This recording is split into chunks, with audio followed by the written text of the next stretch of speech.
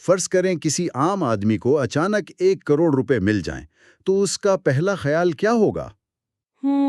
ظاہر ہے، عیش و آرام، کوئی نیا گھر یا کوئی بہت ہی مہنگی گاڑی۔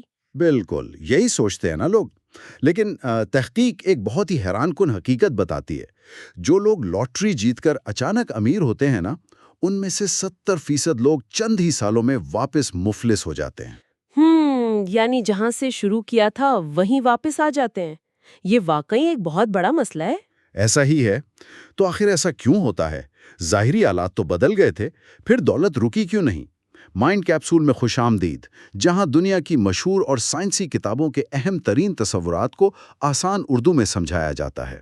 اور اگر کوئی انسان یہ چاہتا ہے کہ اس کی سوچ بدل جائے اور کامیابی اس کے قدم چومے، تو ابھی اس چینل کو سبسکرائب کرنا واقعی ایک بہترین فیصلہ ہوگا۔ بالکل۔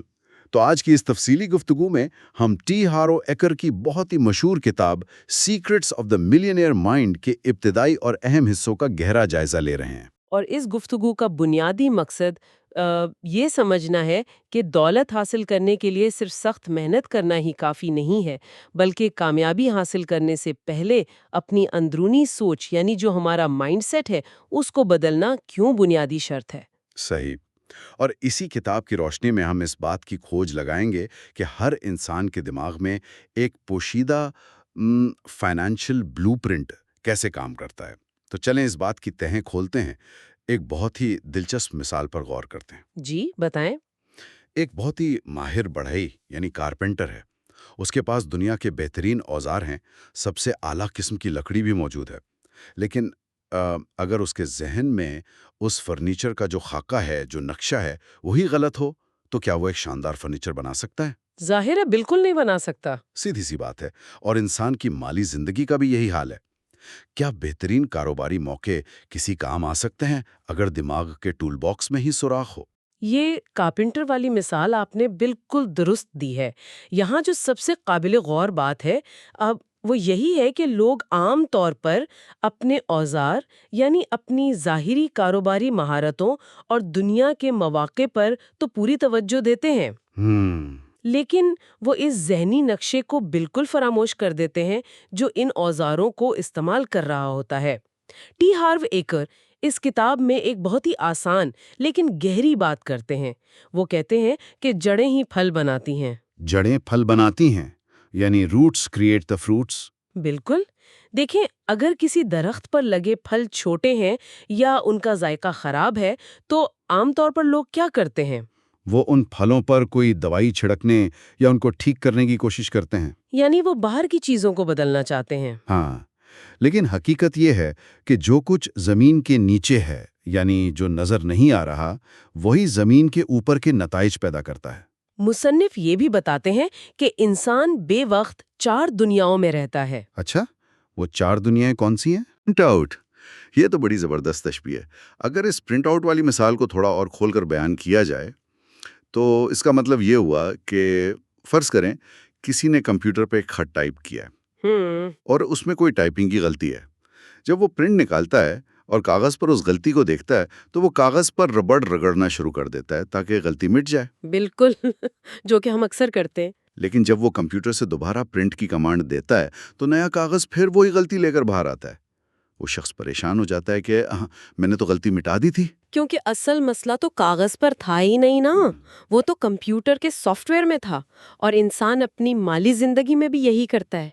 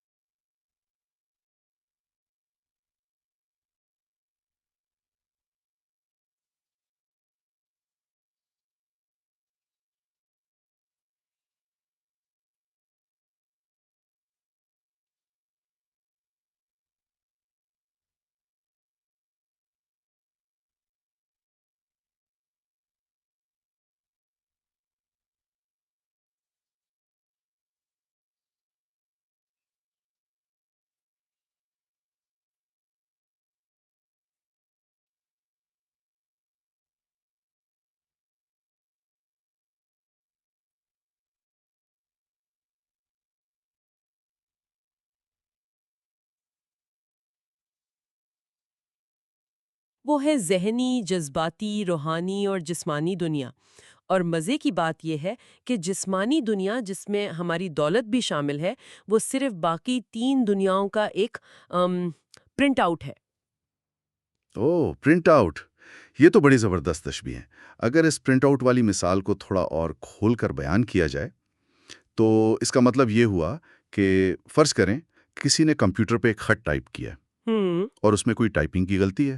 جب وہ پرنٹ نکالتا ہے اور کاغذ پر اس غلطی کو دیکھتا ہے تو وہ کاغذ پر ربڑ رگڑنا شروع کر دیتا ہے تاکہ غلطی مٹ جائے۔ بالکل جو کہ ہم اکثر کرتے ہیں۔ لیکن جب وہ کمپیوٹر سے دوبارہ پرنٹ کی کمانڈ دیتا ہے تو نیا کاغذ پھر وہی غلطی لے کر باہر آتا ہے۔ وہ شخص پریشان ہو جاتا ہے کہ ہاں، میں نے تو غلطی مٹا دی تھی۔ کیونکہ اصل مسئلہ تو کاغذ پر تھا ہی نہیں نا، وہ تو کمپیوٹر کے سافٹ ویئر میں تھا۔ اور انسان اپنی مالی زندگی میں بھی یہی کرتا ہے۔ ایسا ہی ہے، وہ بس اپنا کاغذ یعنی اپنی ظاہری حالت بدلنے کی کوشش کرتا ہے، نوکری بدلتا ہے، کاروبار بدلتا ہے، جبکہ بدلنا تو اندر کے سافٹ ویئر کو چاہیے تھا۔ بالکل، اور یہی وجہ ہے کہ جب لوگ صرف بیرونی تبدیلی لاتے ہیں تو وہ تبدیلی دیر پا نہیں ہوتی۔ اگر لاٹری جیتنے والا واپس غریب ہو رہا ہے تو اس کا مطلب ہے کہ اچانک جو بہت سارا پیسہ آیا ہے نا، وہ اس کے اندر کے نظام سے ٹکرا رہا ہے۔ ہاں، وہ نظام اس پیسے کو سنبھالنے کے لیے تیار ہی نہیں ہے۔ اس کو سمجھنے کے لیے کتاب میں ڈونلڈ ٹرمپ اور لاٹری جیتنے والوں کی مثال دی گئی ہے۔ یہ ڈونلڈ ٹرمپ والی بات کافی مشہور بھی ہے۔ جی، مصنف ایک فائنینشل تھرموسٹیٹ کی اصطلاح استعمال کرتے ہیں۔ جیسے کمرے کا تھرموسٹیٹ اگر 25 ڈگری پر سیٹ ہو اور کھڑکی کھلنے سے باہر کی ٹھنڈک اندر آ جائے تو درجہ حرارت گر جائے گا۔ بالکل، لیکن تھرموسٹیٹ فوراً ہیٹر چلا کر کمرے کو واپس 25 ڈگری پر لے آئے گا۔ اسی طرح ہر انسان کے دماغ کا ایک تھرموسٹیٹ ہوتا ہے جو مالی حوالے سے ایک خاص رقم پر سیٹ ہوتا ہے۔ کہ اربوں پر سیٹ ہوتا ہے۔ بالکل ایسا ہی ہے۔ وہ اربوں ڈالر کھونے کے بعد بھی تیزی سے واپس امیر ہو جاتے ہیں، کیونکہ ان کا ذہن اس بڑی دولت کو سنبھالنے کے لیے ہی بنا ہوتا ہے۔ یہاں آ کر بات واقعی بہت دلچسپ ہو جاتی ہے۔ پچھلے حصے کی مثالوں کے بعد قدرتی طور پر یہ سوال پیدا ہوتا ہے کہ آخر یہ تھرموسٹیٹ یا اندرونی سیٹنگ کام کیسے کرتی ہے؟ کیا انسان بس ایک ایسا روبوٹ ہے جو کسی پرانے سافٹ ویئر پر چل رہا ہے؟ اگر اس بات کو ذرا بڑی تصویر یا وسیع تناظر میں دیکھا جائے نا، تو کتاب میں پروسیس آف مینیفیسٹیشن کا ایک باقاعدہ فارمولا پیش کیا گیا ہے۔ اچھا، فارمولا وہ کیا ہے؟ یہ ایک زنجیر کی طرح کام کرتا ہے۔ فارمولا ہے، پروگرامنگ سے خیالات جنم لیتے ہیں، خیالات سے احساسات بنتے ہیں، احساسات اعمال کا باعث بنتے ہیں، اور اعمال کے نتیجے میں نتائج ملتے ہیں۔ یعنی PTFA اور پھر R۔ بالکل، پروگرامنگ کا مطلب ہے وہ بنیادی تربیت جو ہمارے تحت شعور یعنی سب کانشیس مائنڈ میں بیٹھی ہوئی ہے۔ اگر انسان کا تحت شعور کامیابی کے لیے تیار نہیں ہے نا، تو پھر شعوری طور پر سیکھا گیا کوئی بھی علم کام نہیں آئے گا۔ بالکل کام نہیں آئے گا۔ کوئی بھی عملی حکمت عملی جسے ہم آؤٹر گیم کہتے ہیں، وہ کوئی خاص فرق پیدا نہیں کر سکتی۔ یہ بلو پرنٹ بالکل ایک مکان کے ابتدائی نقشے کی طرح ہے، جس پر پوری زندگی کی عمارت کھڑی ہوتی ہے۔ واقعی یہ بات تو سوچنے پر مجبور کر دیتی ہے۔ ایسا ہی ہے۔ تو جب یہ ثابت ہو گیا کہ یہ جو پروگرامنگ ہے یہی سب کچھ ہے، تو اگلا قدم یہ جاننا ہے کہ یہ پروگرامنگ انسان کے دماغ میں فیڈ کس نے کی؟ کوئی پیدائشی طور پر تو پیسوں کی سوچ لے کر نہیں آتا نا۔ بالکل نہیں آتا۔ میں بتاتی ہوں، یہ پروگرامنگ بنیادی طور پر 3 طریقوں سے بنتی ہے۔ پہلا طریقہ ہے زبانی باتیں یعنی وربل پروگرامنگ، دوسرا ہے مشاہدہ یعنی ماڈلنگ، اور تیسرا طریقہ ہے کچھ خاص واقعات۔ زبانی باتیں، اس کی تو بے شمار مثالیں ہمارے ہاں بھی ملتی ہیں۔ بچپن میں سنے گئے جملے جیسے پیسے درختوں پر نہیں اگتے، یا امیر لوگ لالچی ہوتے ہیں۔ ہاں، اور کتاب کے مصنف کی اپنی مثال بھی بہت زبردست ہے۔ وہ بتاتے ہیں کہ جب بھی وہ بچپن میں پیسے مانگتے تو ان کے والد غصے سے کہتے، کیا میں پیسوں کا بنا ہوا ہوں؟ یہ تو ہر گھر کی کہانی ہے۔ بالکل، اور اس طرح کے جملے لاشعور میں یہ بات بٹھا دیتے ہیں کہ پیسہ مانگنا یا پیسے کی بات کرنا کوئی بری چیز ہے۔ پھر دوسرا طریقہ ہے مشاہدہ، جہاں بچے اپنے والدین کے مالی رویوں کی ہو بہو نقل کرتے ہیں، یا پھر شدید غصے میں ان سے بالکل الٹ راستہ اختیار کرتے ہیں، جسے بغاوت بھی کہتے ہیں۔ جی، وہ بغاوت والا پہلو بھی بہت اہم ہے، لیکن ان سب میں جو تیسری چیز ہے، خاص واقعات وہ بہت گہرا اثر چھوڑتی ہے۔ خاص واقعات کی بات ہوئی ہے تو مجھے مصنف کی بیوی کی کہانی یاد آ گئی جو انہوں نے کتاب میں شیئر کی ہے۔ کیا زبردست مثال ہے وہ۔ بالکل، وہ آئس کریم والی کہانی۔ جی ہاں، جب وہ بچی تھی تو اسے جب بھی آئس کریم کے لیے پیسے چاہیے ہوتے تھے تو وہ اپنی والدہ کے پاس جاتی۔ اور والدہ کیا کہتی تھیں؟ والدہ کہتی تھیں کہ میرے پاس تو پیسے نہیں ہیں، پیسے تو تمہارے والد کے پاس ہیں، جاؤ ان سے مانگو۔ تو اس واقعے نے اس بچی کے تحت الشعور میں یہ بات بٹھا دی کہ عورتوں کے پاس پیسے نہیں ہوتے، صرف مردوں کے پاس ہوتے ہیں۔ یہ بہت حیران کن بات ہے۔ ایک چھوٹا سا معمول کا واقعہ دماغ کی کیسی پروگرامنگ کر دیتا ہے۔ اسی لیے جب اس کی شادی ہوئی تو وہ ہر وقت اپنے شوہر سے پیسوں کی توقع رکھتی تھی۔ بالکل۔ اچھا، ایک منٹ، مجھے یہاں ایک سوال پوچھنا ہے۔ جی پوچھیں۔ ابھی ہم نے بغاوت کی بات کی تھی۔ اگر کوئی شخص غصے کی وجہ سے یا اپنے والدین سے بغاوت کی وجہ سے محنت کر کے امیر بن بھی جائے تو اس میں کیا برائی ہے؟ مطلب کامیابی تو مل گئی نا؟ یہ بظاہر تو اچھا لگتا ہے، لیکن اس کے پیچھے ایک بہت گہری نفسیاتی بات ہے۔ دیکھیں، جب کوئی انسان غصے کی بنیاد پر دولت کماتا ہے تو وہ دولت اسے کبھی خوشی نہیں دیتی۔ وہ کیوں؟ کیونکہ اس کے دماغ میں پیسہ اور غصہ آپس میں جڑ جاتے ہیں۔ جیسے جیسے پیسہ بڑھتا ہے، غصہ اور تناؤ بھی بڑھتا ہے۔ یعنی دماغ ان دونوں چیزوں کو ایک ہی سمجھنے لگتا ہے۔ بالکل، اور پھر ایک وقت آتا ہے جب انسان اس غصے سے تھک جاتا ہے اور سکون چاہتا ہے۔ اب چونکہ دماغ کے لیے پیسہ اور غصہ ایک ہی چیز ہے تو دماغ سوچتا ہے کہ غصہ ختم کرنے کے لیے پیسے کو ہی ختم کرنا پڑے گا۔ ہاں، اور یوں انسان خود اپنا معاشی نقصان کر بیٹھتا ہے۔ وہ ایسی غلط سرمایہ کاری کرے گا یا ایسے فیصلے کرے گا جس سے پیسہ ہاتھ سے نکل جائے۔ واقعی یہ تو اپنے ہی پاؤں پر کلہاڑی مارنے والی بات ہے۔ ایسا ہی ہے، اور یہ سب لاشعوری طور پر ہوتا ہے۔ تو اس سب کا آخر مطلب کیا ہے؟ اگر ہماری پوری مالی زندگی ماضی کی کنڈیشننگ کا ہی نتیجہ ہے تو کیا اس قید سے نکلنے کا کوئی راستہ موجود ہے؟ بالکل راستہ موجود ہے، اور یہ ایک بہت ہی امید افزا بات ہے۔ ہم اپنی اس پرانی پروگرامنگ کو بدل کر ایک نیا اور کامیاب فائنینشیل بلو پرنٹ بنا سکتے ہیں۔ تو اس کے لیے کیا کرنا ہوگا؟ اس تبدیلی کے لیے 4 لازمی عناصر ہیں۔ سب سے پہلا ہے آگاہی، یعنی اویئرنس۔ سب سے پہلے تو انسان کو یہ ماننا پڑتا ہے کہ ہاں، یہ پرانی اور منفی سوچ میرے اندر موجود ہے۔ یعنی بیماری کی تشخیص کرنا۔ بالکل۔ اس کے بعد دوسرا قدم ہے سمجھ، یہ جاننا کہ یہ سوچ باہر سے آئی ہے، چاہے وہ والدین سے آئی ہو یا معاشرے سے، یہ انسان کی اپنی اصل حقیقت نہیں ہے۔ یہ تو بہت سکون دینے والی بات ہے کہ یہ خامی میری اپنی نہیں ہے۔ تو پھر تیسرا قدم کیا ہے؟ تیسرا قدم ہے علیحدگی، یعنی ڈس ایسوسیشن۔ خود کو شعوری طور پر اس پرانی سوچ سے الگ کرنا، یہ فیصلہ کرنا کہ اب میں اس سوچ کا حصہ نہیں ہوں۔ اور چوتھا عنصر؟ چوتھا اور سب سے اہم عنصر ہے نئی سوچ اپنانا، یعنی ریکنڈیشننگ۔ یہ ریکنڈیشننگ کیسے ہوتی ہے؟ مطلب صرف سوچنے سے تو دماغ نہیں بدل جاتا نا؟ اسی لیے مصنف اس بات پر بہت زور دیتے ہیں کہ صرف ان اصولوں کو پڑھ لینا یا سن لینا کافی نہیں ہے۔ علم اس وقت تک بیکار ہے جب تک اسے عمل میں نہ لایا جائے۔ تو اس کے لیے کوئی عملی مشق بھی بتائی گئی ہے کتاب میں؟ جی ہاں، بالکل۔ مصنف بتاتے ہیں کہ مثبت اور طاقتور اعلانات، جنہیں ہم ڈیکلریشنز کہتے ہیں، ان کے ذریعے دماغ کو نئی ہدایت دی جا سکتی ہیں۔ اچھا، وہ کس طرح کے اعلانات؟ جیسے آواز بلند اپنے دل پر ہاتھ رکھ کر یہ کہنا کہ میری اندرونی دنیا ہی میری بیرونی دنیا بناتی ہے۔ یہ تو کافی طاقتور جملہ ہے، لیکن کیا واقعی ایسے بولنے سے فرق پڑتا ہے؟ بالکل پڑتا ہے۔ جب ہم آواز بلند کوئی بات کہتے ہیں تو اس کی تھرتھراہٹ یا وائبریشن ہمارے جسم میں محسوس ہوتی ہے۔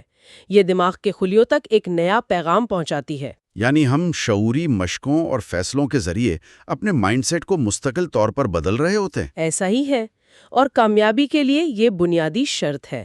آپ کو اپنا اندرونی کھیل اور بیرونی کھیل دونوں جیتنے ہوتے ہیں۔ زبردست! واقعی اس کتاب نے تو سوچنے کے زاویے بدل دیے ہیں۔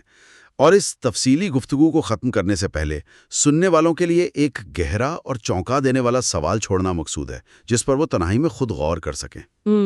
اور وہ سوال کیا ہے؟ سوال یہ ہے کہ اگر انسان کی زندگی کا ایک اتنا بڑا حصہ یعنی اس کا مالی مستقبل اور اس کی دولت بچپن کے چند بے ساختہ رویوں، حادثات اور سنی سنائی باتوں کا غلام ہے، جی تو کیا یہ ممکن نہیں کہ زندگی کے دیگر اہم ترین فیصلے جیسے کہ انسان کس سے محبت کرتا ہے، اپنی صحت کے ساتھ کیسا سلوک کرتا ہے اور خوشی کو کیسے محسوس کرتا ہے، جی کیا وہ سب بھی کسی ایسے ہی غیر مرئی اور فرسودہ سافٹ ویئر کے تحت نہیں چل رہے ہوں گے؟ یہ واقعی ایک بہت ہی گہری بات ہے. ہم نے تو شاید آج تک اس سافٹ ویئر کو اپڈیٹ کرنے کا سوچا ہی نہیں. بالکل. اور یہ تو صرف اس تفصیلی جائزے کا حصہ اول تھا. اگلے حصے میں اس بات پر مزید گہرائی سے روشنی ڈالی جائے گی کہ یہ جو منی بلو پرنٹ ہے یہ دراصل کیا ہے اور یہ روزمرہ کی زندگی اور فیصلوں کو کیسے مکمل طور پر کنٹرول کرتا ہے. تو ہمارے ساتھ جڑے رہیے گا.